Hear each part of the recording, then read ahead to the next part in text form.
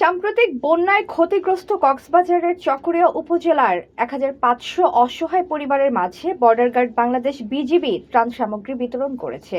শুক্রবার ১৭ জুলাই আয়োজিত এই কর্মসূচিতে প্রধান অতিথি হিসেবে উপস্থিত ছিলেন স্বরাষ্ট্রমন্ত্রী সালাউদ্দিন আহমেদ। বিস্তারিত ডেস্ক রিপোর্টে। অনুষ্ঠানে বিজিবির মহাপরিচালক মেজর জেনারেল মোহাম্মদ আশরাফুজ্জামান সিদ্দিকীও উপস্থিত ছিলেন।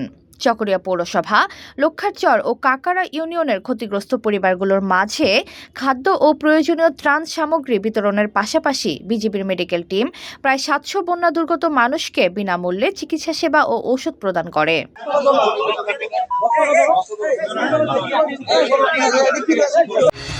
ঘরে বা ইন্ডাস্ট্রিতে মেঘনা স্টার কেবলস, বিশুদ্ধ কপারের নিরাপদ কেবলস, আপনার নিরাপত্তার সঙ্গী। অনুষ্ঠানে বক্তারা বলেন, সীমান্ত নিরাপত্তার পাশাপাশি দুর্যোগ ও মানবিক সংকটে সাধারণ মানুষের পাশে দাঁড়ানো বিজিবির অন্যতম দায়িত্ব। ভবিষ্যতেও উদ্ধার, ত্রাণ, চিকিৎসা সেবা ও জনকল্যাণমূলক কার্যক্রম অব্যাহত থাকবে। সমস্যায় আমরা আছি একসাথে, আমাদের সবাই আপনাদের মধ্য থেকেই আসছে। আমরা জনগণ বিজেপি একসাথে কাজ করেই আমরা দেশ রক্ষা করব, দেশের উন্নতি করবো ইনশাআল্লাহ। ভালো থাকেন সবাই। HPL uPVC pipe and fittings, শক্ত, মজবুত ও দীর্ঘস্থায়ী, এক পাইপে জীবন পার।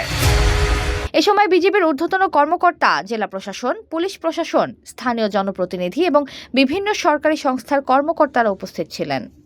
এতক্ষণ আপনাদের সাথে ছিলাম তামান ইসলাম তন্নি। প্রতিদিনের নিউজ আপডেট পেতে আমাদের সাথেই থাকুন।